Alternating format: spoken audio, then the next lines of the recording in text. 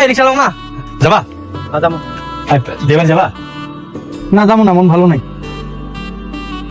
মানে মানে মানে কি বাসায় কি বউয়ের সাথে ঝগড়া করছো মনে হয়, তাই না?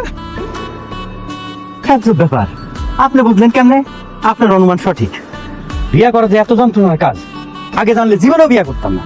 আরে কি কও, এটারও তো সলিউশন আছে। আরেকটা বিয়ে করে ভালো, তোমার এক বোনের ঝগড়া লাগলে আরেক বোন তোমার সঙ্গে বাসা থাকবে। এই যে এখন আমি দুই বোন নিয়ে ঘুরতেছি, একটা এটাই চালাইতে পারি না, আবার দুইটা।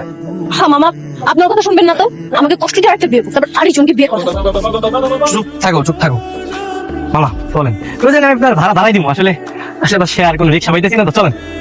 3 গুণ বাড়াই দিতে হবে, পারবেন? কোনো সমস্যা নাই, যা দেবেন তাই দিব। আসেন।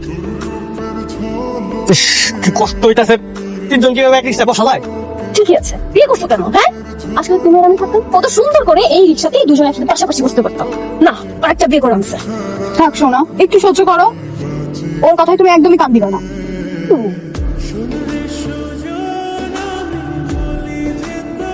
এই, রাস্তাঘাটে নোংরামি করছিস কেন? হ্যাঁ, আচ্ছা আচ্ছা বলছি। আজব ব্যাপারে চিল্লাচিল্লি করতেছো কেন? ও তো একটা রিক্সা দিয়ে পড়ে যেত। নিজের ব্যালেন্স করার জন্য আমার একটু ধরতে দাও, কি হয়েছে?